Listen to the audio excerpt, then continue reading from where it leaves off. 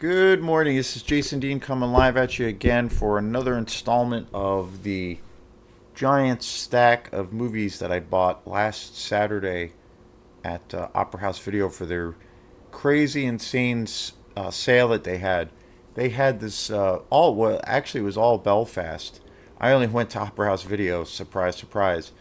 But there were a few bookshops and a couple other just general shops in town that all had the sale, and it was basically all of the inventory and different items that a lot of these shops had acquired over the years or so, where they just had an abundance of basically too much stuff. So they didn't really have a lot of room for things, so they decided to put everything out and just have them really marked down and try to sell all that stuff. And then the whole idea was that it was going to be a real bargain for the public, but then they would get, and they were only selling, uh, you know, uh, there's only cash transactions, so these businesses would get, even more of a profit through that.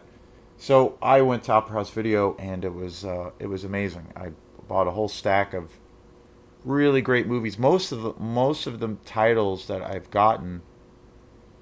got on Saturday were movies I had not seen. There's like maybe one or two that I had seen before, but it was awesome. I feel like I really lucked out. I got there nice and early. Got to check out everything as things were actually being unpacked.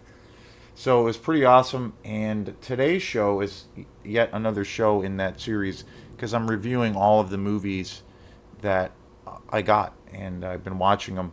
And again, like I said, this was a most of these movies I haven't seen before, and this is definitely one of them. And I was blown away by this, and that is this movie here.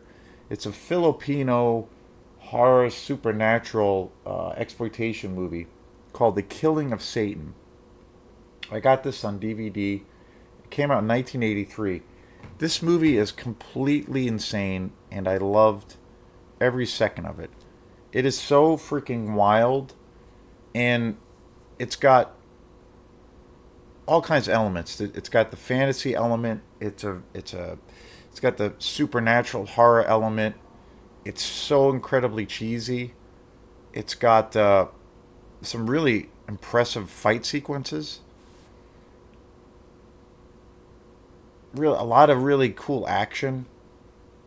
And the other thing, as absurd and as ridiculous as this movie is, I have to say it's one of the most original movies I've seen in a long time. Like the the whole core premise of the story is just completely ludicrous, but absolutely amazing at the same time. And it is like the definition of just an amazing exploitation movie. I never seen this before, and it came. This there's not really any. Unfortunately, there's not any special features on here, but this transfer is actually really good. The artwork is just amazing. I mean, look at that, 1983.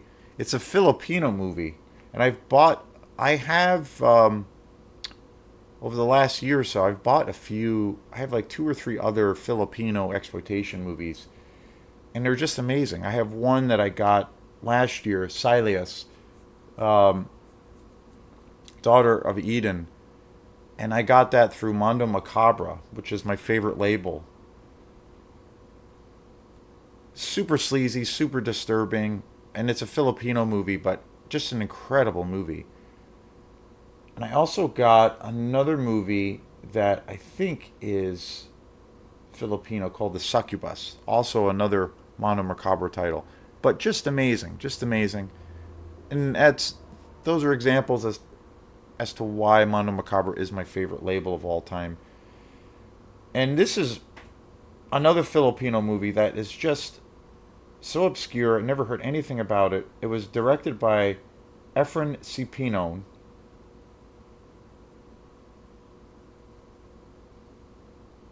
and the premise is just unbelievable. I trying to figure out the best way to even describe this movie.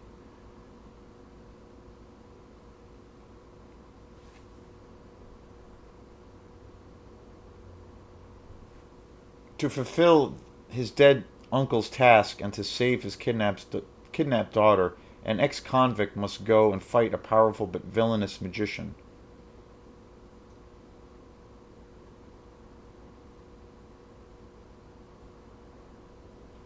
This fight would eventually lead him to eventually fight Satan himself.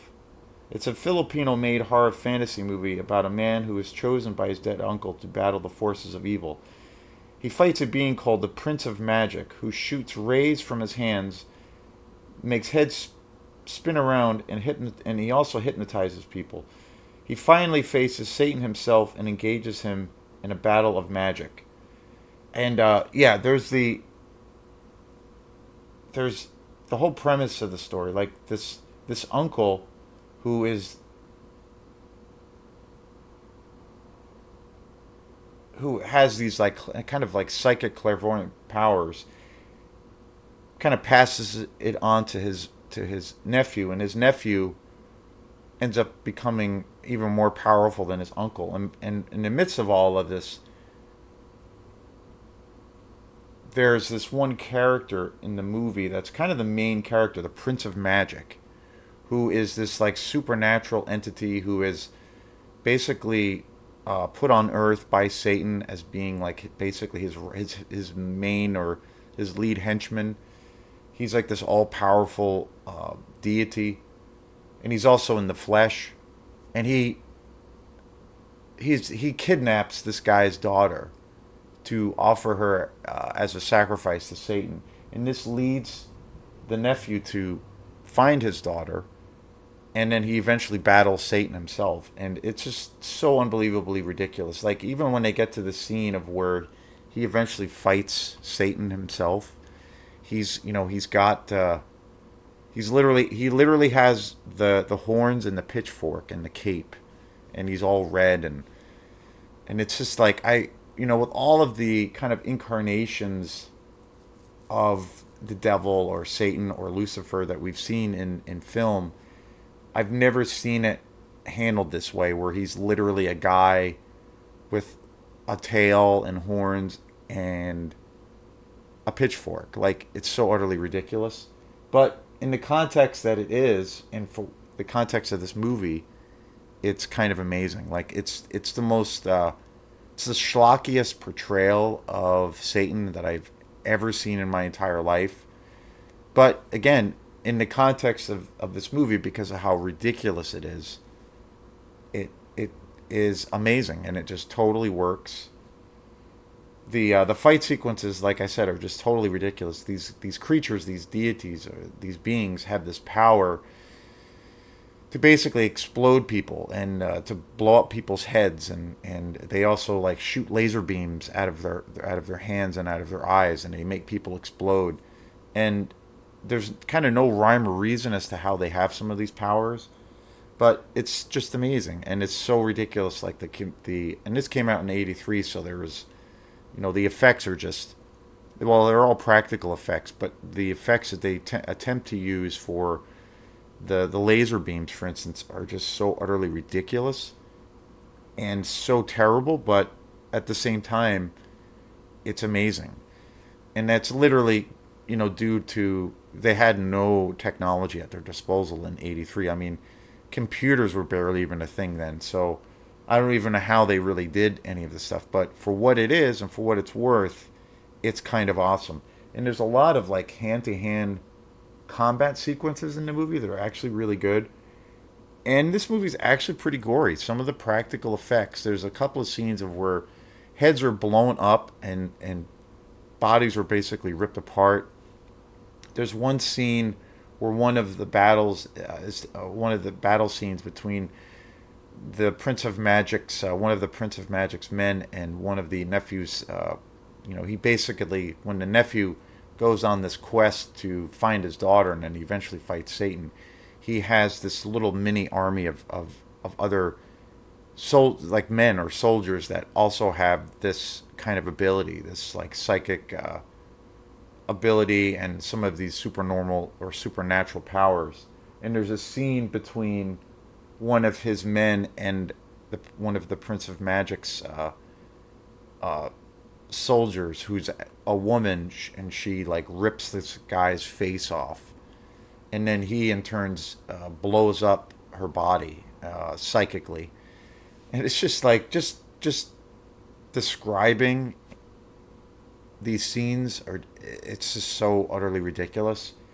But this could only be a thing in the world of exploitation, and it could only work in the world of exploitation. And this movie is just the epitome of that. I completely love this movie. It's it's so awesome. And that's the thing. I can't believe I found this on a Hot Browse video. Like it's so low budget and so bad, but just it's just so amazing.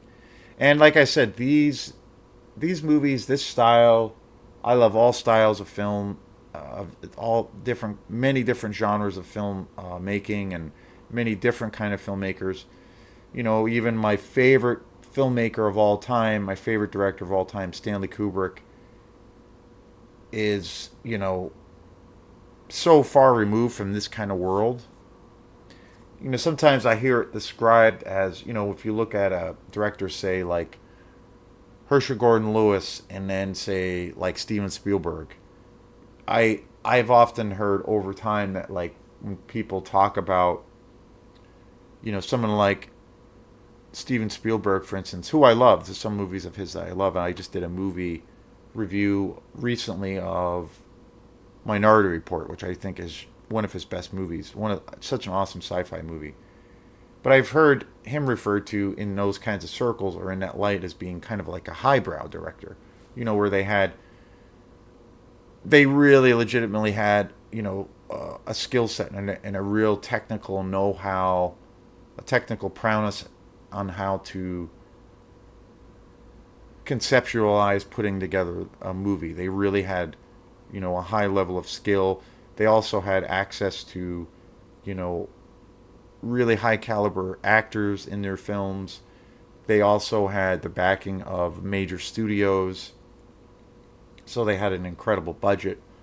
So that's like, and I kind of agree with that notion when I look at directors like Kubrick, I think also, and Francis Ford Coppola, especially in his earlier career, but well, more or less, and Scorsese.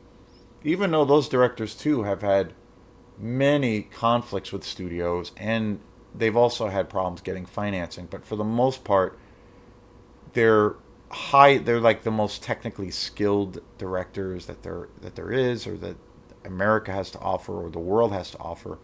Akira Kurosawa. But typically they had uh, incredibly high caliber actors in all of their films. They had the support of a major studio. So I think that's a pretty accurate portrayal overall of, or label to say, well, they're kind of like highbrow directors, whereas directors like Jess Franco or Herschel Gordon Lewis, um, directors in that field, where they were total exploitation directors. They didn't have any of really, they didn't really have any of those assets. I do think they had a sense of style, and they definitely have a technical um, skill for what they do, but they didn't have the budget. They didn't have the major studio backing. They didn't have access to, because of the budget too, but they didn't have access to high quality actors. Sometimes they do. I mean, some of the exploitation films, some of the acting and the quality of it at face value is actually really really good.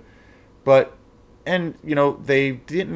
Most of the directors in the exploitation world are just really passionate, and they just really enjoy their craft. And I've always said too before, where it's kind of like putting on your favorite punk rock album. They're just filled with passion. They're just going for it. They don't have the luxury of doing 10,000 takes of a scene or all these kinds of things. So, but they're just going for it. And they also have a thing around how they create these films of where they're not always taking themselves so seriously. It's meant to be fun also, but at the same time, Herschel Gordon Lewis, for instance, I feel like he is very much a serious director. He has a real interesting style. He has a very distinct style.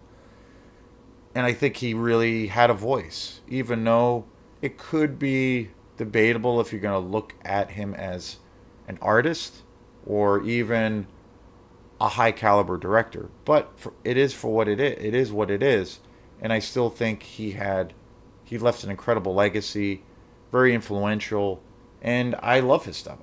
He's one of my all time favorite directors. I can, in some ways, I look to him as being just as good, even though it's in a different world or remove as far removed from that world as possible. But I can, in its own weird way, put him up right on the same pedestal as, like, say, Stanley Kubrick. And there's a recently discovered this other director who I never heard of before, but I've acquired quite a few of his films. The director I recently discovered, and I've accumulated a few of his movies, is Jack Weiss, and I just did a review recently of a more recent purchase that I bought, a more recent purchase at Bull Moose, and that was Mardi Gras Massacre, which is just a fucking amazing exploitation movie. And Jack Weiss he's kind of, I have about three or four of his films, and I love his work. I mean, just so sleazy, so ridiculous, so terrible, so gory, and so fun. And he's got this really unique style and voice because all of his films, he was located in New Orleans, Louisiana. So all of his films, at least all the ones I have seen, were shot there. So they all have this very unique look. And I have gotten, quite a few of his films, or at least a few of them. The Mardi Gras Massacre and a couple other movies. Two of his other films, the Mardi Gras Massacre, which I just did a review of, which is just unbelievable. I love that movie to death. Such a killer slasher movie. So sleazy. It's unbelievable. But a couple of his other movies that I have, Crypt of Dark Secrets, which is just so damn good. I mean, just amazing. I got two of his movies, and I had never seen them. I got them in this combo pack, and I think, yeah, it was Mondo Macabre that put both of these films out. And I love both of them. And there's another movie of his, Death Brings Roses, which is such a killer movie. It's actually a really, I think, even though it's like a low budget kind of trash fest, it's actually a really good movie. And that was another Death Brings Roses. That was included. So Jack Weiss is a director I just recently got into, and I have three of his films. And I really love his style. And, I would put it on par with any of the quote unquote highbrow directors. I don't see why not. Like, why not? Recently, the other thing too that's happened, I just recently, which I'm going to be doing a review on, I just got a movie called Multiple Maniacs from the infamous John Waters. Huge John Waters fan. I've seen most of his films. It's been a long time since I've seen any of his movies, but I've seen most of them. I have a really good friend my friend Charlie Hendrick, who is, I've talked about before. He played a real pivotal role for me as far as really getting into film. But he's into all kinds of stuff. But he really is a huge John Waters fan. And I remember he turned me on to quite a few years ago to a bunch of his films, and I've seen most of his work over the years, and I love his stuff. But one of the movies I bought at Opera House is this movie called Multiple Maniacs, and it is just such a piece of trash and so amazing. And I look at his stuff as just totally being like just trashy exploitation movies. And it's interesting because I bought a movie of his, or I should say, like I said, Multiple Maniacs, and I didn't realize I bought it on DVD, and it's a Criterion collection, and it's wild. I don't know of any other quote unquote exploitation directors that are included in the Criterion collection. It's wild.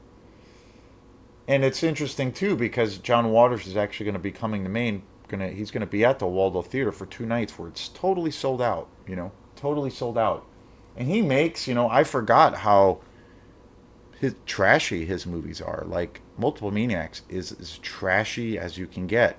I mean, it's pure fucking exploitation and just completely insane. And I'm like, wow, he is like such a popular figure in pop culture. But I think it's and I was thinking, well, and I love his stuff. I mean, he's one of the best. But I was thinking like, wow, I wonder like what would stop, say, Criterion from releasing any Herschel Gordon Lewis movies like 2000 Maniacs, like seeing that released on Criterion, like, or Blood Feast. That would be insane. But I don't think that will happen. But yet, his movies are just as trashy, so it's interesting. And I wonder, like, say, if Herschel Gordon Lewis was alive, would he sell out the Waldo Theater? Because he does the same kind of thing, the same kind of director in a lot of ways, for the same kind of using the same kind of aesthetics. But so it's interesting. It's interesting. I feel like John Waters has like been one of those figures from the total trash exploitation world that has become embraced by America or embraced by the commercial culture. I think everybody and their grandmother knows who John Waters is. And when you actually look at his films and see his body of work, it's kind of amazing that he's reached that big of an audience, and he completely deserves it because he's a legend and he's still doing it. So, but it's amazing, like he's one of those guys. I feel like people know who he is, and even though they might not be aware of the exploitation scene, like all of the films that came out in the 60s and 70s and 80s, they might not have any clue, say, who Herschel Gordon Lewis is, or you know Jess Franco is. So it's interesting. I kind of and I've said it about horror films too, as far as Dario Argento is one of those directors, and I kind of feel like even though they're very, very obviously very different, but they both kind of come out of the exploitation world and the giallo world. Not John Waters, but they both are exploitation directors essentially. But yet their names are just so known, and they're just iconic, and rightfully so. But I feel like the same thing in some way. This almost the same kind of scenario with Dario Argento and his all the notoriety, and how well known his name is in the world of horror and even outside of horror.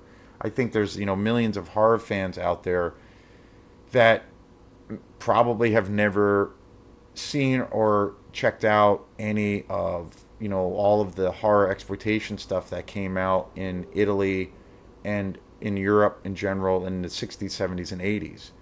But they all know Dario Argento, and he is definitely one of the key directors, one of the major directors in that genre. But his name is so big that he's been embraced by middle. Same thing like John Waters, the middle America. Like he's one of those guys. You know, it's hard to find people that don't know who Dario Argento is. Even if they are totally unaware of the horror exploitation world or the giallo world. Same thing with John Waters. It's very hard to find people who are not at least familiar with his name at least. So it's very interesting how those two directors, who I feel, are without them in those genres, the genre would be different, but they're also legends, and they're both still alive. And how they have crossed over and been embraced by the mass movie public. So it's interesting. But The Killing of Satan, 1983. This movie is such a piece of shit, and all in the best ways possible. I love this movie. This, and again, like I said, the transfer for this is actually really good. It's a DVD quality, but it's actually good. It's actually pretty good quality. Unfortunately, there's no special features on here, but so psyched that I bought this. And if I do see this on Blu-ray, I will definitely snag this up. This movie is just ridiculous and completely amazing. So this is Jason Dean. So please check out The Killing of Satan. It literally is that. And we will see you next time. Peace.